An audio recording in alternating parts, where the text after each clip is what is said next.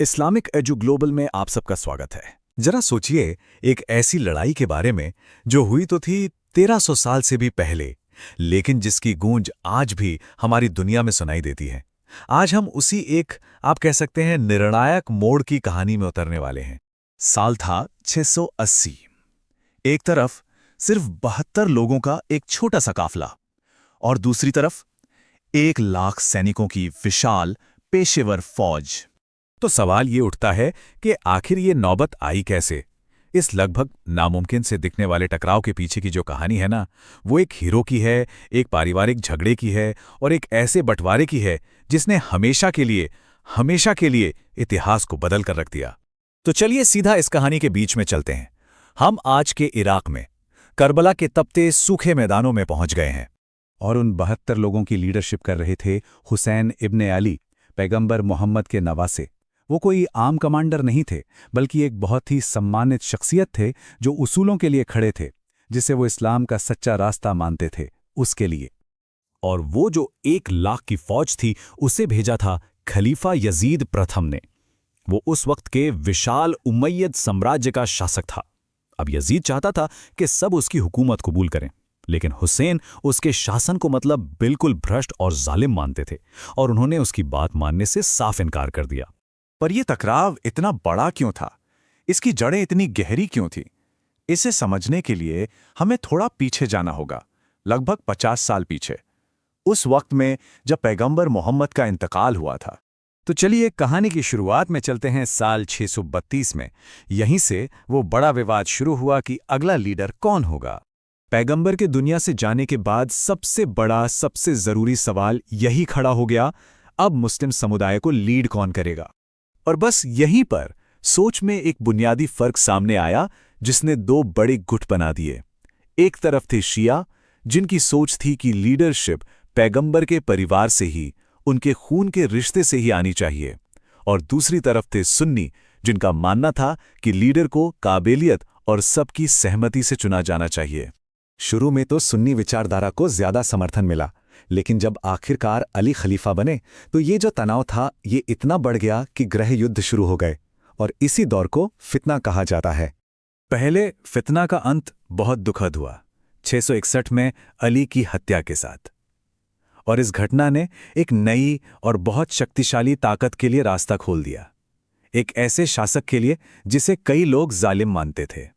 अब खून खराबा रोकने के लिए एक समझौता हुआ।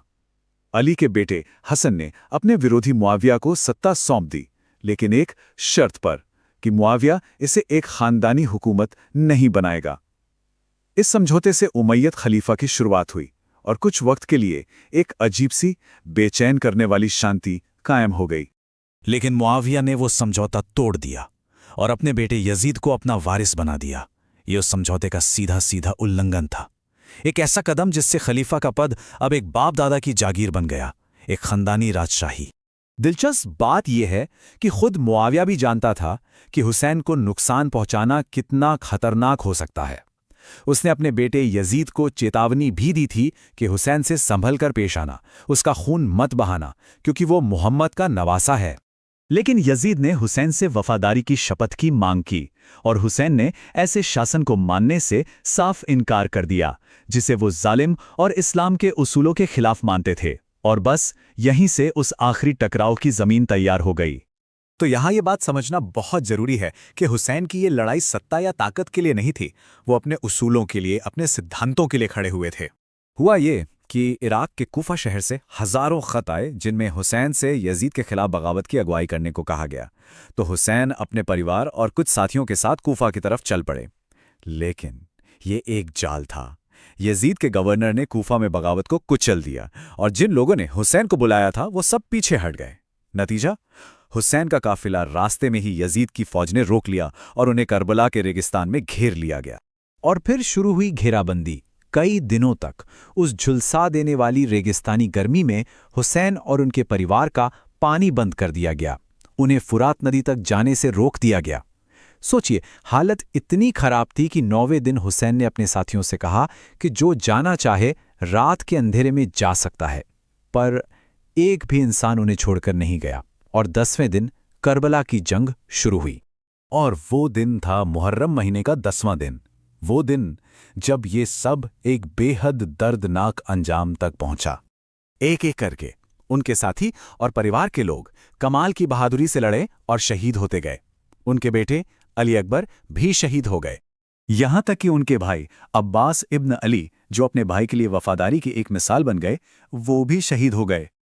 और आखिर में जब हुसैन अकेले और जख्मी रह गए तो कई सैनिकों ने एक साथ उन पर हमला किया और उन्हें शहीद कर दिया।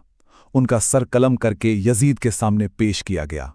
उनके जिस्म की बेहुरमती की गई और उनके परिवार की औरतों को कैदी बना लिया गया।